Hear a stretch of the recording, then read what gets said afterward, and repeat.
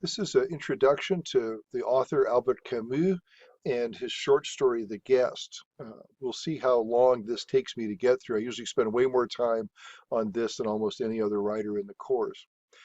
Camus was born, raised, and educated in Algeria, which at the time was a French colony. He came under the influence of a man named Jean Grenier, who was his favorite teacher. And here's a picture of him over on this side of the screen. He's kind of the model for the character Daru, who is actually much younger in the story. Um, Grenier was a university professor. Daru is like a little rural college, little rural elementary school teacher, but their personalities are very similar. At the time that the story was written, Algeria was a French colony, and in fact, it remained a French colony for well over 100 years. Uh, Algerians were regarded as French citizens, but they were always regarded as kind of second-class citizens.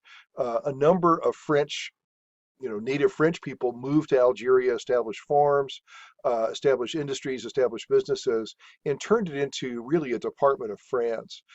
People who were born in Algeria, like Daru, were called pieds noirs, black feet. And this was a term that was sort of derogatory if you were, say, a native Parisian. From 1954 to 1962, the Algerians rebelled against the French. So the natives, the Arabs who lived there, rebelled for a long period of time, 8-year brutal civil war, and eventually were able to win their independence in 1962 by just exhausting the French. If you ever watch a movie called Battle of Algiers, it's a semi-documentary like film of this particular war. It's an extraordinarily complex and difficult thing, just like so many counterinsurgency battles in our own time have gone on to be like. And in fact, if you want to know a lot about what we're doing in Iraq and Afghanistan and why we've not been terribly successful in those parts of the world, you really need to see this movie because the French are kind of the owners of the way in which we have managed to do things wrong in the countries that we've engaged in this kind of combat with.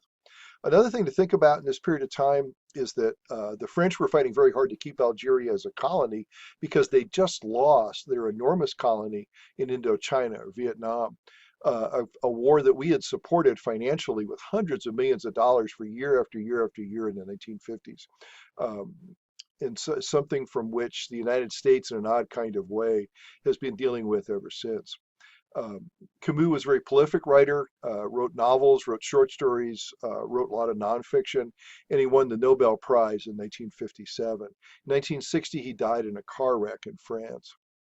This is a sort of a topo map of the area where this occurs. Chabet El Amour is a town that really exists, and it's the nearest town to where the story takes place. The story itself takes place about 20 kilometers away from it, kind of in the middle of nowhere. I created a map here with Google Maps to give you an idea. This is the area somewhere in here is where Daru's school is, and you can see there are little tiny uh, indications of buildings here. And maybe this is where the buildings were for this story and maybe not. For those of you who are biographical critics, you might find this really interesting, but I'm not so sure that it's all that important. El Amour, the Chabet, El Amour, Chabet means town or village. This will give you some pictures of it, of what it looks like today, what it looked like in Camus' time. And here's the same street from the 50s now shown in what it looks like today. So this may give you a little bit of an insight into the area of the world. It's dry, it's high, it's kind of arid. Um, there are parts that are farmed. Um, so I think you'll find this to be a little bit helpful in describing the setting.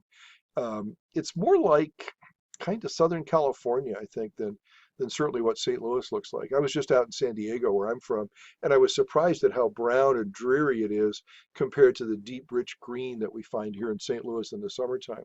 And I live in the greenest part of San Diego. I mean, it's the place I grew up in is covered with trees and stuff, but it seems very dry and almost desert-like, which is what Southern California naturally looks like than St. Louis does.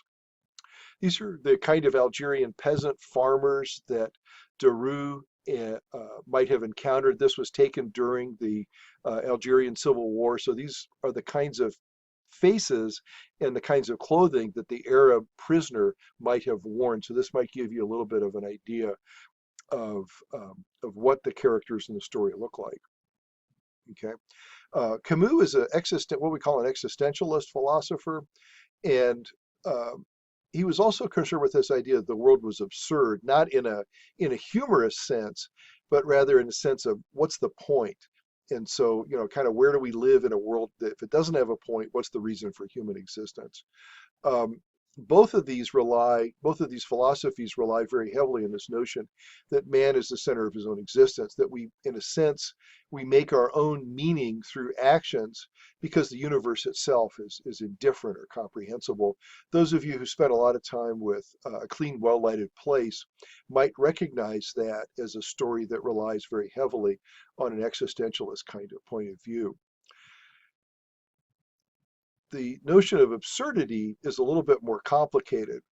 It's one where it says there's no logic in the universe and that only individual choices really matter, but those are made in the context of some self-developed moral code.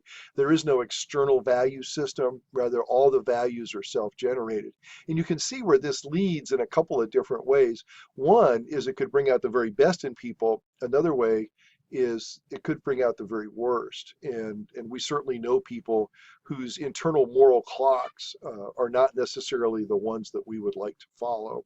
We also know people who have internal moral clocks that I think we'd like to follow. So it's a complex question. But any action has consequences. That old notion that karma is going to bite you someday is very much at the heart of absurdity, that any action is going to cause something to happen and that those consequences are going to reverberate to the person. Um, some of the weird actions in the story that you don't think about is if you remember how the story begins, Deroux is teaching a class about the rivers of France. Well, after you've seen those pictures, you realize that Algeria is a dry, almost desert-like country where the rivers of France are not really something that they need to think about. But if you think about that as an absurd kind of teaching, what's the point of teaching this stuff? You can understand if this is the kind of stuff that the Arabs are forced to learn because the French run the schools, you can see why the Arabs would resist and think, well, that's stupid. Why do we have to learn that crap? You know, the French legal system is the one that interposes itself between the Arab prisoner and the crime that he committed. The crime is he killed a family member, a cousin of his. It was some kind of honor or revenge killing. And it's within the context of this family that the Algerian feels his actions are justified. But in the French legal system, which is an externally imposed kind of entity, he's committed a crime and he has to be punished for it. So what you see here throughout the whole story is this idea that values are in conflict, cultures are in conflict, and that as a result, all the choices that Deroux has are completely wrong. He doesn't have a good way out of this. And I'll be interested to see what kind of response you have to that idea. Here's some pictures of the Algerian War for Independence. Here's French soldiers over here. If you look very carefully, you won't see this maybe in this picture, you see them in others. They have American equipment and American uniforms, French hats, because French have coolest hats. This is an American tank, for instance. This is a French rifle from World War I that French women auxiliaries are learning to use to defend themselves. Here's French policemen in Algiers coming across a dead policeman, and you can see the crowds and the bystanders here that are looking on as the French are trying to solve this. And here again, we have traditional kinds of Arabs who live in the country who are escaping the French forces that are occupying it. Both sides committed atrocities. Both sides took tremendous numbers of prisoners.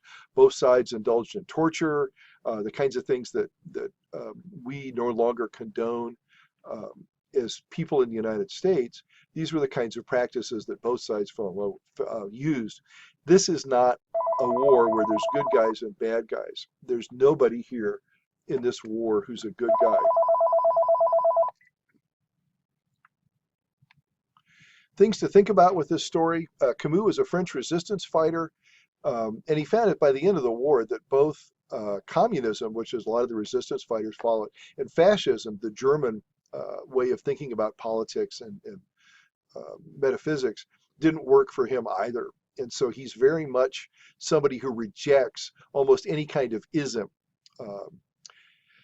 Deroux is very much somebody who's out of place in this. He's a very reluctant participant in the carrying this prisoner back. Balducci gives him a job. It doesn't really give him a choice. Think about the fact that the school is completely abandoned. It's only one teacher, no students. It's in the middle of a plateau in a desert. There's nothing around it. Um, think also then about how the humanity of the characters shows itself in this kind of brutal, empty, arid environment. Something else to think about, or what are Daru's options? If he didn't do what he does in the story, what else could he have done? Think about that very carefully. And then in the last point that I have here is this idea: in the vast landscape he had loved so much, he was alone. Notice that at this point in the story, the tenses shift, and you suddenly realize that the story at the end is very, very different from where it is at the beginning. Uh, so I'll be interested to see what you have to say. Oh, I forgot to mention, this is Camus' tombstone in France. You can see how simple it is. Um, and I look forward to seeing what you write in both your papers, if you choose to write about this story, or in the discussion board postings.